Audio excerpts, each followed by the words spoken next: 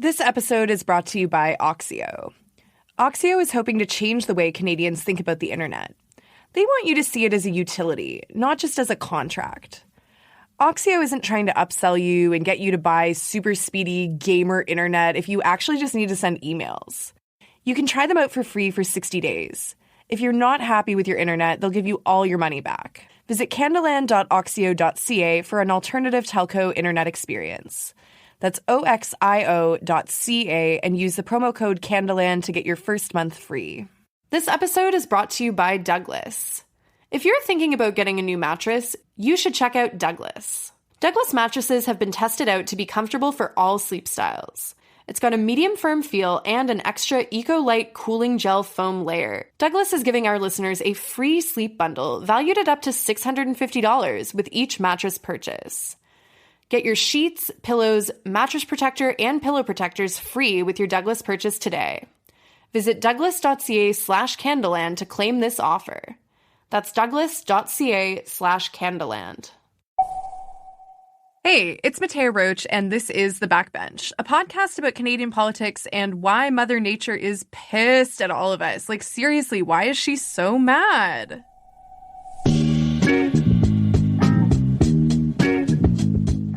Despite two catastrophic climate emergencies earlier this year, Nova Scotia has somehow found itself facing yet another devastating crisis. One thing that Nova Scotians certainly aren't immune to is a bit of wet weather, but this just very well may be the exception. Several parts of Nova Scotia are grappling with significant flooding after a prolonged thunder and lightning storm to start the weekend. 4 people are missing after their vehicles were left submerged. 40,000 customers across the province are currently without power. The Canadian press is reporting the identity of a man who died during last weekend's extreme flooding in the province.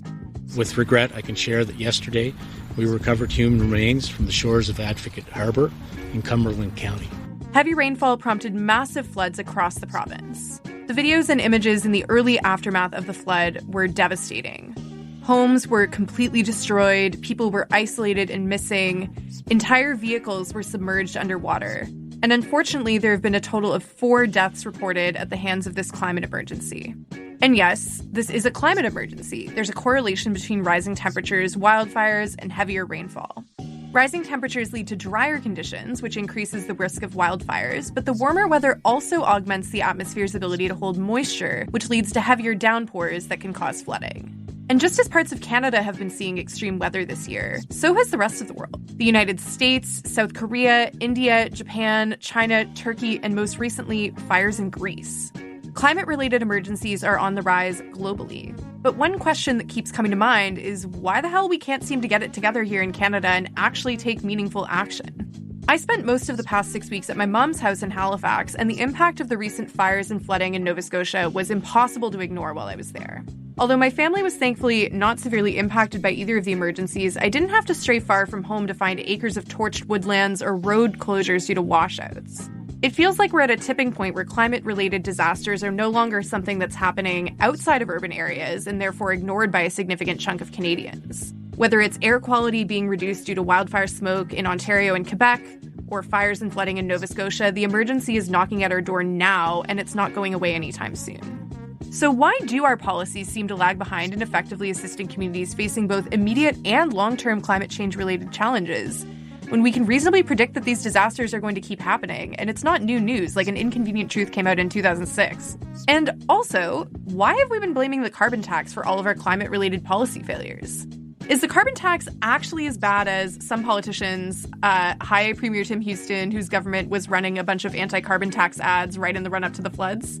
Atlantic premiers and many premiers across the country, but certainly myself, we're opposed to the federal government's carbon tax plans. It's going to have a devastating impact on Nova Scotians.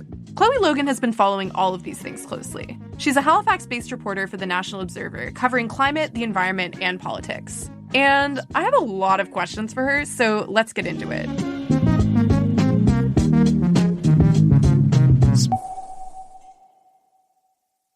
Chloe, welcome to the Backbench. Thanks for joining us. Thank you for having me. In the lead up to these disasters, like say let's roll it back to a year ago, before Hurricane Fiona, before the fires, before the flooding, Was this something that you might have expected to happen? Or was this sort of these many severe events happening in such quick succession? Was that something that took you by surprise? With Hurricane Fiona, there have been hurricanes in Atlantic Canada before. That didn't take me by surprise. But the wildfires, those were unprecedented, right? Those were wild. And for me, growing up in BC, I'm used is a weird term, but I'm used to wildfires happening every summer. But those, I think, definitely took me by surprise. I was out camping and I was driving back into Halifax, and off the side of the highway, I just see all the smoke billowing.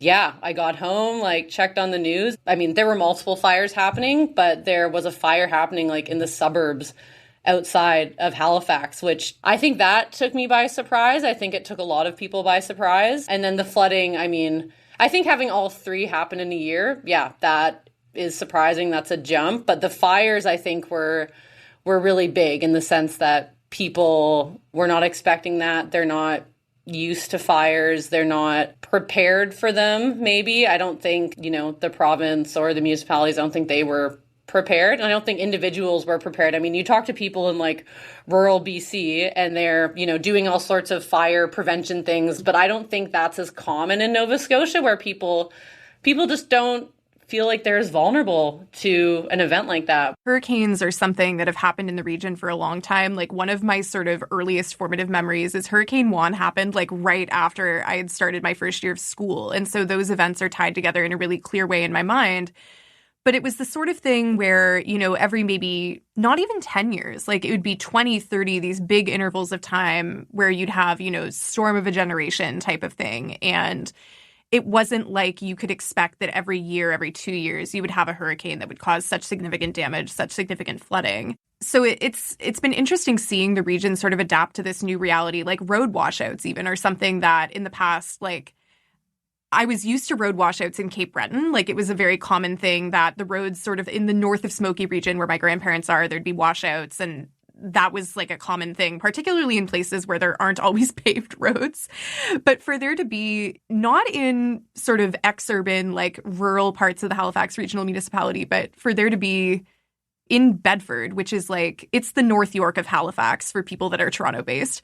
Significant road washouts to the point that people had to evacuate. There's videos of patios floating just away from the buildings that they're supposed to be attached to. It's been very real.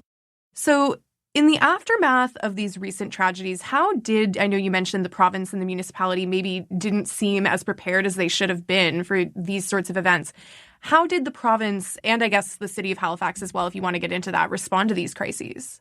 In terms of emergency response and kind of alerts and things like that, I think each event was different. So, before Hurricane Fiona, there was messaging sent out by the province, which basically said, Fiona could be stronger than Dorian. You need to prepare for this. And I think people took that seriously because, like you said, the frequency and the intensity of these events, those are all going up. But people, I think, to a certain extent, know what to do when a hurricane is coming. You see everyone going to the grocery store, they're stocking up, they're loading ice in their coolers. But wildfires are a lot less predictable. We don't get as much of a heads up about wildfires, and there has been criticism around how the emergency alert system was used for that because people had to evacuate. I think it was 20,000 people in the province evacuated. 16,000 or so were in that suburban area outside of Halifax. And then in Shelburne County, which is 250 kilometers west of Halifax, I think 4,000 people had to evacuate. But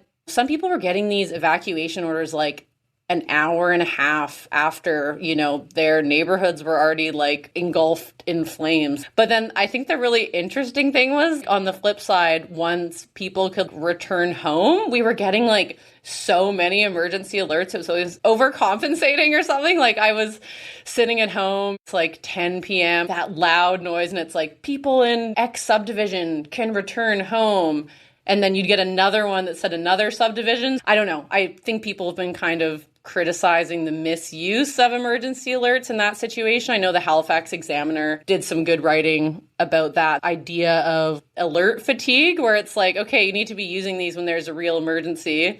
And then the floods, it also took a long time for an emergency alert to be put out. I think it was Friday afternoon, it was really obvious that an unsafe situation was unfolding, like people should stay off the roads, but no emergency alert was put out until I think 10 p.m., telling people what was going on, telling people stay off the roads. And then you mentioned the city of Halifax. There's also a municipal alert system, which you have to sign up for. It's not like the one on your phone that you just get if you're in the area. But the municipal alert system didn't put anything out until Saturday evening. So that's a whole other conversation, I guess, municipal versus provincial kind of emergency alerts.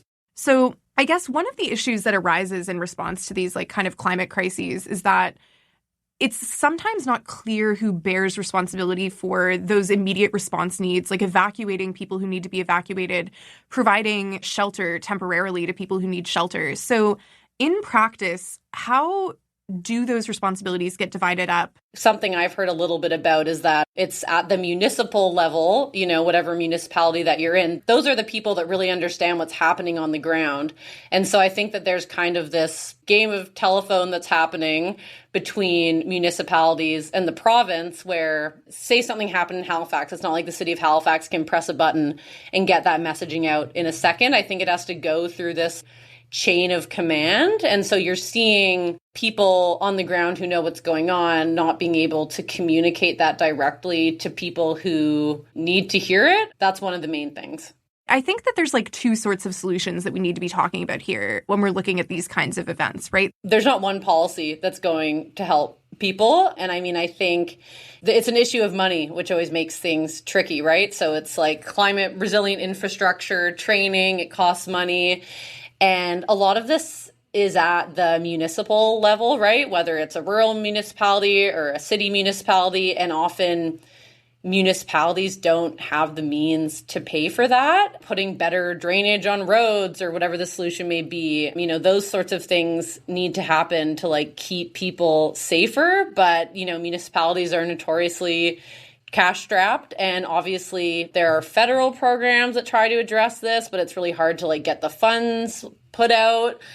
I kind of think that, municipalities and First Nations and, rural areas, like they need to be maybe given more money and more autonomy in terms of figuring out what their specific solution will be. I know that there's been issues with like cell service and like people not even getting these very delayed emergency alerts because they don't have proper cell service. And so, I don't know. There's a lot of challenges, I guess. There's adaptation, there's prevention, and I think these policies are sticky. It's not so simple just telling people, oh, you need to move or something. Like there's a lot of conversations going on about the idea of managed retreat. I mean, that's been something that's talked about in California. If you live close to the coast and, this is somewhere that sea level rise is likely going to affect, like there are communities that are being asked to leave. And I don't know what the answer to that is. I think knowing where, if there's somewhere we haven't built on yet, like I think we should be investing in research and figuring out, okay, is this area going to be prone to these events? Okay, maybe don't build here now, I think it's about looking forward and then the places we do have, like trying to make them more resilient to climate change.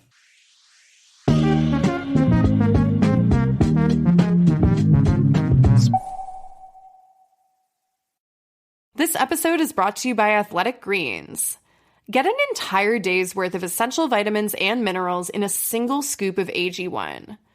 There are so many supplements out there, and honestly, it's hard to keep track of what's in each different one and add up which different supplements you need to have together to get everything you need. Not to mention, taking a chalky pill every day is pretty much the worst. That's why I prefer AG1 by Athletic Greens. I know it's giving me the nutrients I need. You can mix it up with water or maybe even coconut water for some extra zhuzh. Instead of buying a dozen different supplements, AG1 is cost-effective because it's everything you need in one product. Everybody's talking about it, so just try it. If you're looking for a simpler and cost-effective supplement routine, Athletic Greens is giving you a free 1-year supply of vitamin D and 5 free travel packs with your first purchase. Go to athleticgreens.com/backbench. That's athleticgreens.com/backbench. Check it out. This episode is brought to you by Oxio. You need the internet. Seriously. Imagine life without it. No Netflix, no music streaming, no podcasts, no emails to look at, no things to do on your computer while you're avoiding doing your emails. I can't imagine what life would be like without my home internet. And getting great internet service doesn't have to be a huge hassle. With Oxio, their mission is to make accessing the internet as simple as possible with no mandatory term contracts or random unexplained price increases. Oxio believes that everyone paying the same price is less expensive for everyone in the long term. Setting up with Oxio is also super easy. They walk you through all the steps you need to do if you're switching over from another provider, and their customer service is top-notch. They're not going to give up on you if you have a problem or make you wait days to get your issue resolved. Visit canadaland.oxio.ca for internet from an alternative option that actually gives a damn. That's oxio.ca and use the promo code Canadaland to get your first month free. So I do want to pivot to one of the sort of marquee long-term planning climate policies that this federal government specifically has had is they were like, we're going to introduce the carbon tax. Now, obviously, the carbon tax doesn't itself stop climate disasters from happening. It's not like, okay, well, there was going to be a fire, but now we have a tax, so there's no fire. But the notion would be that it's supposed to change consumer preferences, right? And that over the long term, it's going to stop things from getting worse as opposed to really making things better in the short term. The federal government's carbon tax plan went into effect this July 1st. So this was news to me because as an Ontario resident, like we've had a price on carbon for, I think, a couple years now. I just kind of assumed that everywhere in Canada, this had already happened. Come to find out when I went home and saw all these ads complaining about how the government was not taking, the federal government that is, was not taking the needs of Nova Scotians into consideration and like it's going to make life so much more expensive. I was like, this didn't already happen? Like, what are you all complaining about? Yeah, I mean, it's been a long discussion, as you said. So, I mean, since the carbon tax was announced in 2016, it's just been chaos since then. Even during the announcement, then Nova Scotia Environment Minister Margaret Miller just walked out of the announcement along with ministers from Saskatchewan and Newfoundland. So like you said, this was like an election promise from Trudeau, and the Fed said to provinces and territories, you can create your own, we don't mind, but if you don't, we're going to impose one on you. And I think it has just been kind of wild to see it all unfold. I'm not sure if you've taken a look at the proposal that was put forward, but basically it didn't even have a tax on carbon in the proposal. It was just like, we are going to, increase renewables and efficiency programs and close down coal-fired power plants, which that's already federally mandated. It's been like one thing after another with this. I mean, I think what's been really interesting is they haven't really been spreading the information about, the rebates that you get because of this tax, right? You get a quarterly rebate, and the federal government says that 8 out of 10 households will get more money back from those rebate checks than what they pay. And something that I actually didn't know till just the other day was that people in rural areas actually get an extra 10% on their rebates, so you see Houston talking about how this is especially unfair for rural people. They have to drive, but those people do get a top up. I mean, I think it is a valid criticism in terms of obviously rural areas are so underserved in terms of like any public transport. I think it's as good a time as any to talk about, making public transport in cities and in rural areas more accessible, cheaper, maybe free. I think what's been happening with Houston lately is he's just spreading, I'd say, misinformation around this and making people feel scared because people are obviously worried about life getting more expensive. And you see him just pushing that again and again, but not really spreading much about the rebates or anything positive about how the carbon tax could help the climate. This is something I also noticed is that when the sort of carbon pricing scheme was going into force in Nova Scotia, if you watched, say, like the 6 o'clock news on CTV or CBC, the reporting on the carbon tax that most people who get their news that way would have seen was basically like, the carbon tax is coming into effect today. And we talked to, they were doing streeters, basically. It's like, we're going to talk to this person on the street and ask them how they feel about the carbon tax.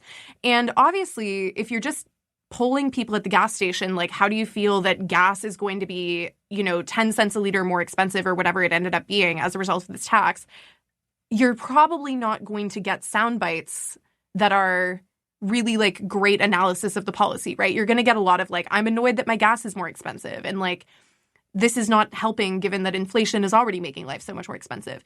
And you're right, like there hasn't been as much of a focus on rebates. So how is this policy actually intended to work? Yeah, I think people's confusion and fear makes a lot of sense just because there has been very little public education around the carbon tax. And also, I think that's partly because it is kind of complex and confusing. It's not like this really simple thing that you can sum up in a sentence, So carbon pricing, also known as the carbon tax, it aims to create financial incentive for businesses and individuals to pollute less. And so it literally puts a price on pollution, a price on each ton of carbon dioxide or equivalent greenhouse gas emitted when fossil fuels are consumed. So burned. And it does this in two ways. So the first is through a tax on fossil fuels like we've been talking about. So that's gasoline and diesel at the gas station along with home heating oil, which that's really relevant in Atlantic Canada. And then the second part of the tax applies to industries and is called the output-based pricing system. And that works by charging polluters when they emit more than a certain amount of carbon dioxide equivalent or more a year. And in Nova Scotia, the largest polluter is Nova Scotia Power, just to give some context on who that's affecting. But with the federal carbon tax on fuel, it works like any sales tax would in the practical sense of how it shows up for a person, right? So they go to the gas pump and they're seeing that show up when they buy gas. So the concept of the carbon tax is that by making fossil fuels more expensive, consumption of fossil fuels will go down, which will make Canada's emissions go down. And then all of that should make cleaner alternatives economically competitive. It should change investment patterns. And then the idea is also that revenue generated from the carbon tax, that doesn't go back to people through rebates, should go into clean energy projects and other climate-friendly initiatives. And like you said, the idea of a carbon tax isn't new. I mean, BC has had one since 2008. I was reading a blog post by the David Suzuki Foundation the other day, and they actually pointed to Sweden, which has had a carbon tax since 1991. And they kind of talked about how, through that tax specifically has cut emissions by 20%, since 91. And at the same time, it's funneled a lot of money into green alternatives to oil heating and then kind of, work to accelerate the shift to the green economy and all while growing the economy as a whole. Yeah. So I guess in terms of rebates, right, because I think there's a couple of problems with the way that the carbon tax has been talked about. One is that the output-based element of it that is purely applied to industry just gets completely cut out of the conversation. And I think that, there are certainly ways in which, you could make an argument that cost would still get passed down to consumers in some way. But, we're not even having that conversation at all, right, because it's purely been a conversation, at least from what I've been mostly, reading and hearing, about the tax that's placed sort of at the point of consumption on things like home heating oil and gas for your car. So the federal government defense of this that you keep hearing and the kind of canned response is basically to state the amount that people are going to get back in rebates. So I guess according to your estimation, roughly how much money is that supposed to be? And then according to your estimation, do you think that for the average person, is it in fact true sort of this framing of well, you're going to basically get back as much as you paid in? Then I guess the other question people have is well, if that's true, why do we even have this at all? For a family of four, they'll get $248 4 times a year. And then it kind of tacks on money for each child and things like that. So, I mean, that's a pretty significant amount of money each year. And so I mean, it's not my calculation, right? That's just what the government says, that 8 out of 10 people will get more money back than what they put in. And then we do know that that's the clear financial amount that people can expect in their quarterly rebates. You get at this tricky thing, right? People are like, what is the point of this? It feels like just funneling money around and making things difficult for people. But I think it's been proven that the carbon tax works in other places. A lot of the money is going back to people through rebates, but then, we have money that isn't, and that money is going to be spent hopefully doing, increasing renewables and things like that. And so I think it's like a difficult concept. Yeah, I think one thing that's interesting about the discourse around the carbon tax now is like, it used to be the case that the carbon tax was the sort of policy that if you were a conservative politician who wanted to show that you cared about the environment, the carbon tax was actually something you might get behind because it was a market-based solution. So it wasn't like banning people from doing anything. It wasn't seen as restrictive. It's like, okay, well, we'll put a price on something. There is sort of a cost that we can attach to this, and people can like decide for themselves whether they want to avoid this tax by like putting solar panels on their house or something. So it's been interesting to see that shift from sort of some conservatives, they could kind of get behind this as an idea, even if they maybe weren't like super in favor, like gung-ho about it, but just didn't have this like visceral aversion to it. Whereas now we see at the federal level, like federal conservatives have really staked their claim as being completely, across the board opposed to really any sort of carbon price, it seems like. Canadians cannot afford to pay any more. And that's why my common sense plan is to axe the tax. Well, certainly New Brunswick and Nova Scotia, I believe also PEI, all have conservative premiers at the moment. I think Newfoundland is like the one outlier. And we've seen that they'll rock up to these First Ministers meetings and they are all united against the carbon tax in like a very aggressive way. And framing it not just as sort of their party's opposition to carbon pricing, but really taking on this mantle of like Atlantic Canadians do not want this and speaking in very universal terms.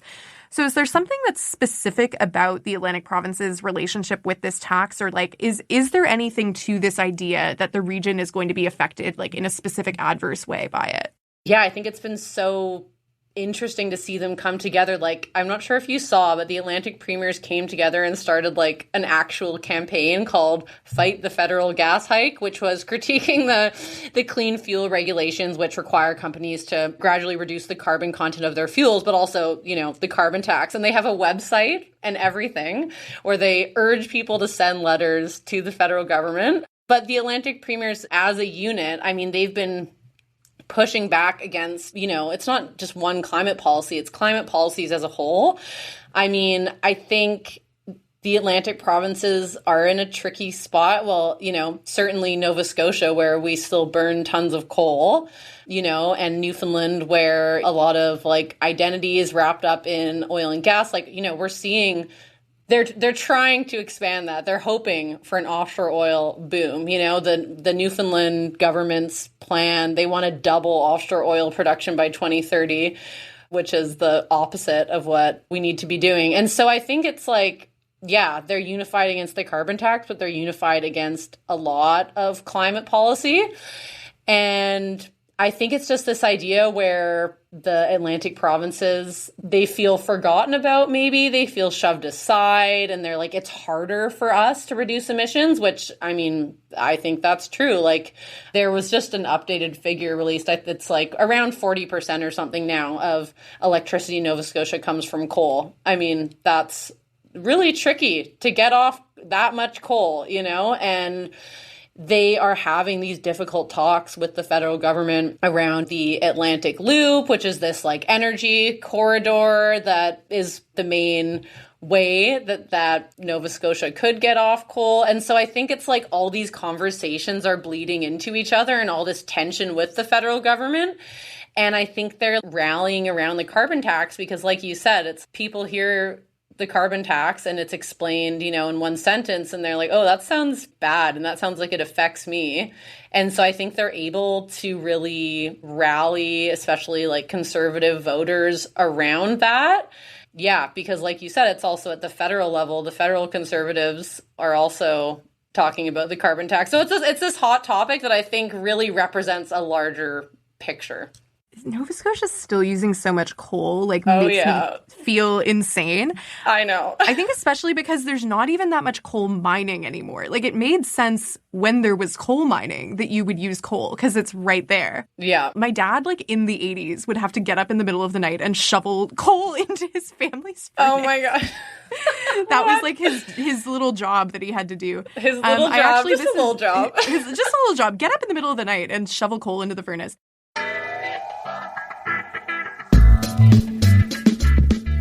All right, let's adjourn. That's been the Backbench. We'll talk again in 2 weeks when maybe we'll know whether Justin Trudeau has settled on Hinge or the more exclusive Raya as his dating app of choice. If you've been following along with what happens in Ottawa, let us know what you've been watching closely, what you'd like to hear us discuss, and what esoteric Canadian politics content you want us to break down. Send us your questions, your concerns, and your rants. You can email us at backbench@canadaland.com, and we're also on Twitter @backbenchcast. I'm Mattea Roach, and you can find me on Twitter and also on Instagram if you're over Twitter @Mattea Roach. You can find Cloe Logan at The National Observer and on Twitter @Chloe I. Logan, and that's Chloe without the H. Last week, Taylor Swift announced that she would be coming to Toronto for 6 dates of the Eras Tour in November of 2024, which means I now know when I will be planning on taking a vacation out of town. It's been triumph after triumph for Taylor recently, as she just passed the Glee cast on the list of artists with the most all-time songs on the Billboard Hot 100. Drake is currently number 1, and I can only assume that she's coming for his crown next. This episode was produced by Aviva Lessard and Noor Azrieh with additional production by Caleb Thompson. Our managing editor is Annette Ejofo, and our editor-in-chief is Karen Pugliese. Theme music is by Nathan Burley. If you haven't checked out our Instagram yet, be sure to take a look. It might be your last chance for a while. In response to Bill C-18, social media giant Meta, the company behind Facebook and Instagram, has started blocking Canadian users from accessing news content, including Canadaland, on their platforms. We'll be okay, but we do want to make sure we can still keep in touch with you. So, here's what you can do. Subscribe to our newsletter.